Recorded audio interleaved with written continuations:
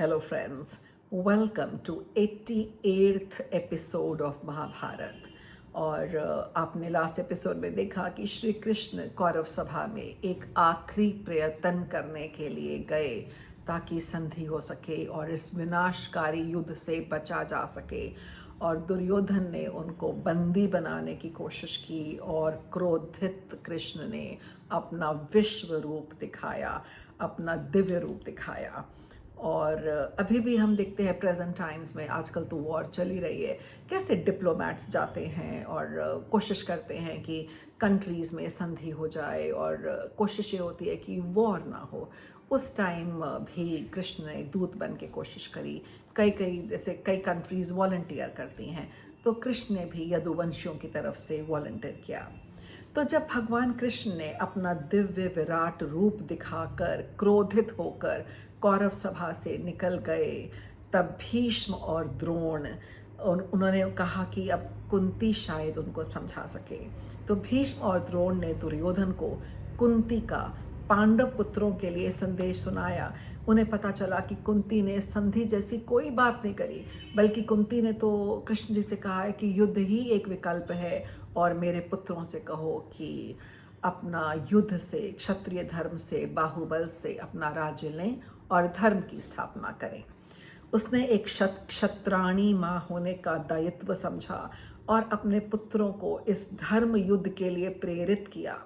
दुर्योधन ये सब सुनकर सोच में पड़ गया, परंतु अपनी हठ नहीं छोड़ी, मोह नहीं छोड़ा, जिद नहीं छोड़ी, लालच नहीं छोड़ा।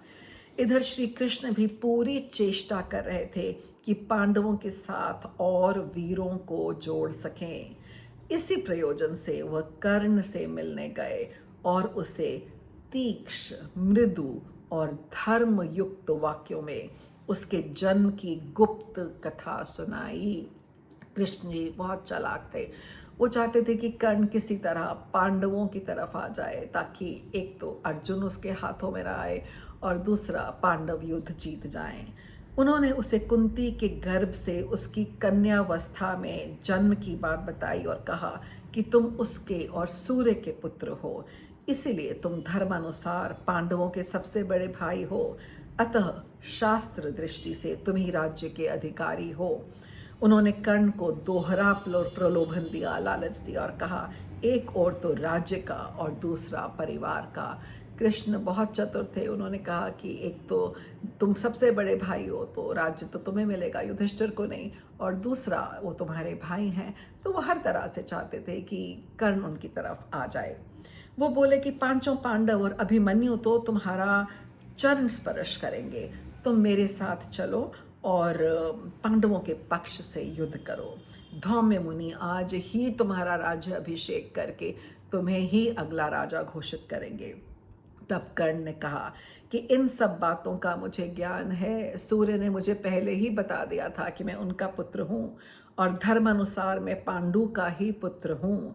परंतु माता कुंती के त्यागने के उपरांत पिता अधिरथ और माता राधा ने ही मेरा पालन किया है और मल मूत्र उठाया, तो मैं राधा माँ के पिंड का लोप कैसे कर सकता हूँ।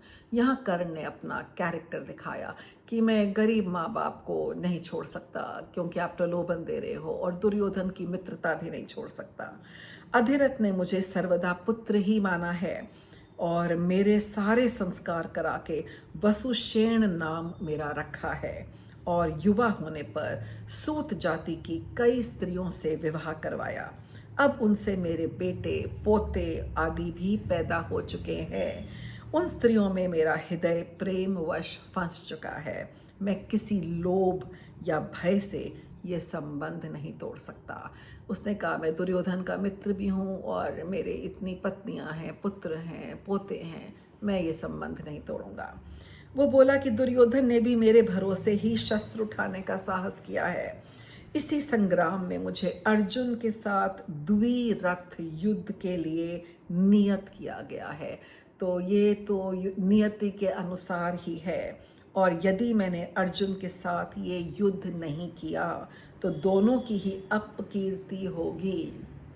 उसने श्री कृष्ण से अनुरोध किया कि वे ये गुप्त बात किसी से साझा ना करें।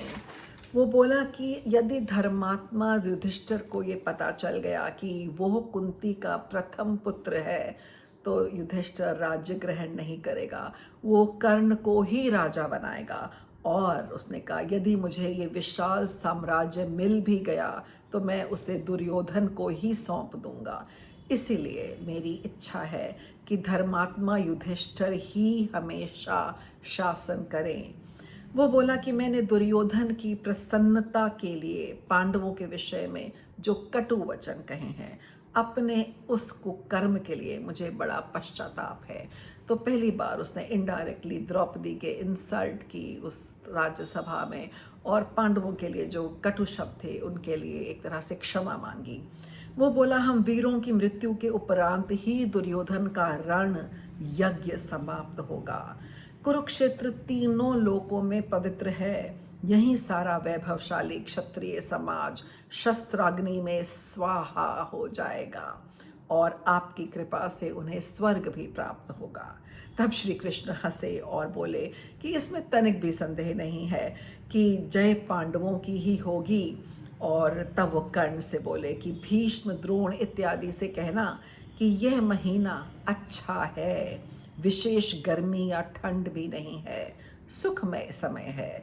आज के 7वें दिन अमावस्या होगी, उसी दिन युद्ध आरंभ करो और जो भी राजा लोग आए उन्हें ये सूचना दे देना। वे बोले कि दुर्योधन के अधीन जो भी राजागण हैं वे शस्त्रों से मरकर उत्तम गति प्राप्त करेंगे। एक तरह से श्री कृष्ण जी ने बताया अमावस्या के समय है, तो बहुत सारी एस्ट्रोलॉजिकली चीज़ें बताई जाती थीं ताकि आप टाइम लाइन और सीक्वेंस जान सकें। तब कर्ण ने उनका सत्कार करते हुए कहा कि आप त्रिलोकी हैं, फिर भी मुझे मोह में क्यों डालते हैं। ये तो पृथ्वी के सर्वथा संहार का समय ही आ गया है, नष्ट होने का। इसमें शकुनी और मैं दुर्योधन आदि तो नियत मात्र हैं, निमित्त मात्र हैं। हम तो इसके कारण नहीं हैं, हम तो एक रीज़न बन गए हैं, निमित्त हैं केवल। ये तो भगवान ने तय कर लिया है। वे बोला कि कई भयानक अपशकुन हो रहे हैं। ये स्पष्ट है कि दुर्योधन की हार का ही संकेत मिल रहा है। मृग पांडवों के दाएं से होकर निकल जाते हैं, जो विजय के लक्षण हैं। कृष्ण बोले कि निसंदेह पृथ्वी विनाश के समीप है, इसीलिए मेरी बात तुम्हारे हृदय को स्पर्श नहीं करती। उन्होंने कहा कि विनाश काल में अन्याय भी न्याय दिखता है।